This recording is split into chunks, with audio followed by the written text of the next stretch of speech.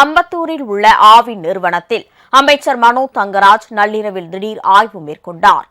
இந்த நிறுவனத்தில் பணியாற்றுவோரின் வருகை பதிவேடுகளை பார்வையிட்ட அவர் பால் ஏற்றுமதி மற்றும் உற்பத்தி செய்யப்படும் இடங்களையும் பார்வையிட்டார். மேலும் நிறுவன பணியாளர்கள் மற்றும் ஒப்பந்த ஊழியர்கள் குறைபாடுகளையும் கேட்டறிந்தார்.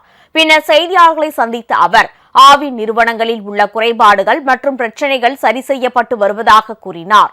பால் விநியோக வாகன போக்குவரத்து குறைபாடுகளை சரி செய்தல், சிசிடிவி கண்காணிப்பு கேமரா பொருத்துதல் உள்ளிட்ட 12 உத்தரவுகளை நடைமுறைப்படுத்த அதிகாரிகளுக்கு உத்தரவிட்டுள்ளதாகவும் அவர் தெரிவித்தார். ஒப்பந்த பணியாளர்களுக்கு தங்கு தடையின்றி ஊதியம் வழங்கவும் மற்றும் இந்த மாதம் முதல் அவர்கள் வங்கிகளில் ஊதியம் செலுத்த உத்தரவிடப்பட்டுள்ளதாகவும் அமைச்சர் மனோ தங்கராஜ் குறிப்பிட்டார்.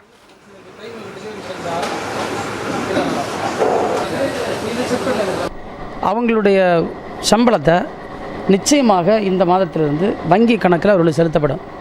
அப்போ அவங்களுக்கு எவ்வளவு ஊதியம் உண்டு, அந்த ஊதியம் எந்த தங்கு தடையுமின்றி அவர்களுக்கு குறித்த நேரத்தில் கிடைக்கும். அதில் ஒப்பந்த தொழிலாளர்கள்ட்ட இருக்கக்கூடிய பிரச்சனைகளை நம்ம சால்வ் பண்ண முடியும். அவர்களை ஃபுல் ஸ்ட்ரென்த்தில் பேக் டு ஒர்க் பண்ணக்கு நம்ம வைக்க முடியும். அதில் எந்த பிரச்சனையும் இருக்காது. அதாவது என்னென்னா நாங்கள் ஒன்று ஒன்றா கரெக்ஷன்ஸை கொண்டு வரோம்.